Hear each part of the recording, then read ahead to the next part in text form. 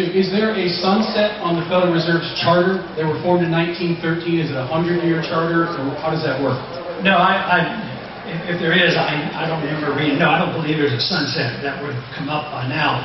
But there's a lot of confusion on the Federal Reserve because many people say, oh, it's private. And there's a private entity involved because the member banks, the 12 regional banks, and all banks are interwoven with the Federal Reserve and receive some benefits. But I don't think of it as being private in the sense of a private company. It's private in the sense that private individuals benefit of it. Private individuals influence who runs the Federal Reserve, and it just happens that there's a certain firm, I think it's called Goldman Sachs or something, seems to get all the appointments at Treasury and have their influence in the Federal Reserve. But it's a creature of Congress. Congress is a creature of the people. And when the people wake up and say, we don't want it any longer, the Congress can change it, and they can repeal the act or amend the act. Unfortunately, we've had a tough time even finding out what they're doing, but we're making some progress on that. Additional questions from the media? We have a gentleman in the back, David. I'm sorry. Lady in the back. Need the microphone. Hi, my name is Whitney Lemming. I'm a writer for the Black Hawk newspaper at Davenport Central High School, and I write a column based on education. We have, all this stuff going on about the economy and everything, but as a student, my personal interest lies within the educational system, and right now, we all know that it's kind of not doing so hot right now. I mean, our ratings in national tests is crashing, and also schools are closing.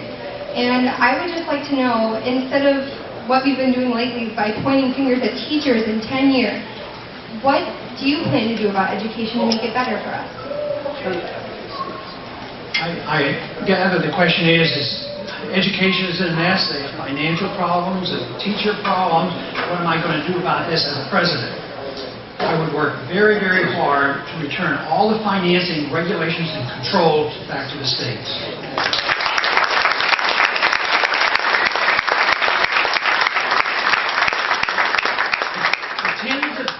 Dollars that we spend at the Department of Education goes to help bureaucrats, doesn't go to help education. So it doesn't accomplish what it's supposed to do.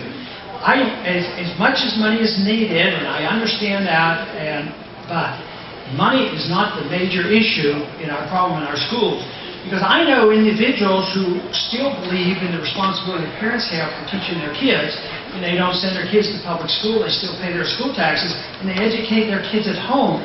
It's sometimes like $500, and the kids get a better education. So it's not money. Now, what city do we have where the federal government does have a responsibility? That's Washington, D.C.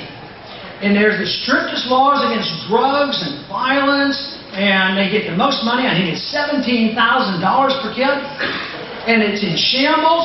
So they come over to Congress, and they say, you know what we need is more money.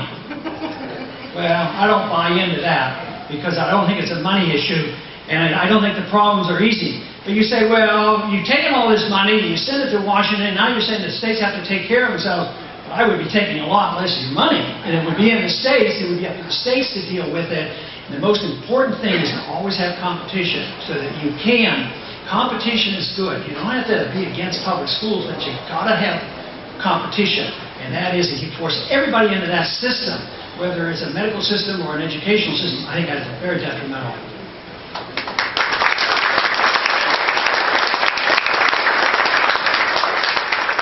And I'm going to go ahead and we'll take 2 questions from the audience to keep on schedule today.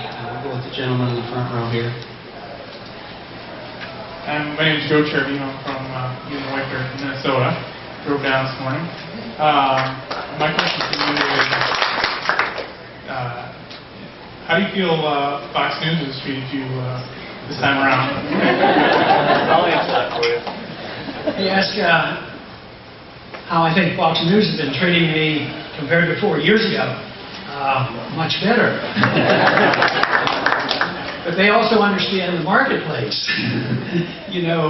After the crisis hit, we weren't in the campaign mode, I couldn't handle all the phone calls, and because it's of more interest to them.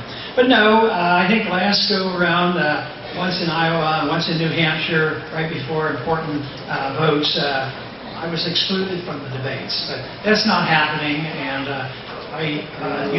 politicians never get a really fair shake. We always have to complain a bit. But no, I think the treatment of the media in general has been quite fair, and that folks have treated me more fairly than they did in the past. Okay, we have a question in the back. We'll make David work all the way back with a waving hand by the yellow shirt.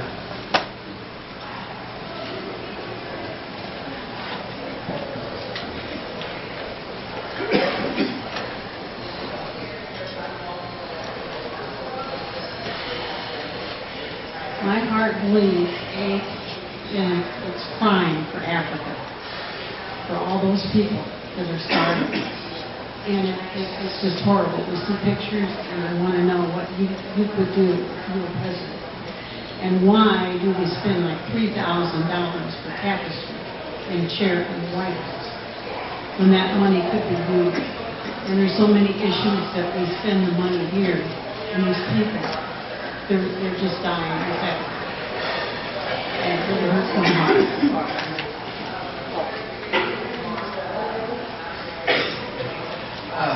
The best I could understand it is she was expressing concern for the tragedies happening in Africa with the starvation, and the picture's just horrible. And I think everybody feels that way, but the political question is what is the responsibility of the United States government to help it? And I would say the responsibility of the government is indirect. It's indirect in the sense that the healthier and the freer our economy is, and the wealthier we are, the more likelihood is that you can take care of sending more money through other charities. When you do it through the government, there's also wars. Almost inevitably, there'll be war factions go there. If you send money, it's a weapon, a war of weapons. Even if you send food, it becomes a weapon of war. And you get involved, no matter how sympathetic you might feel. The greatest thing that we could do for these nations that suffered from starvation is to introduce them to the ideas that I've been talking about, because that's where prosperity comes from. But we're in big trouble now in this country for me to put a greater burden. Let's say there's a $1 billion program that's sent up there and it's going to feed some people over there. Well, I'll print up the money. And then that just adds more to the problems that I was talking about. It won't solve the problem. This is the challenge, I think I said it in my speech, is that this humanitarian element, that we get blamed, they say, oh, you have no humanitarian concerns, you don't care about the poor people. I'll tell you what, if you really care about the poor people, what you have to do is spread the message of liberty and property rights. And then set good examples. And then if there is prosperity, the likelihood of a voluntary effort is going to be much more likely to be successful than if government-to-government aid. That is not like people-to-people aid. There's a big difference.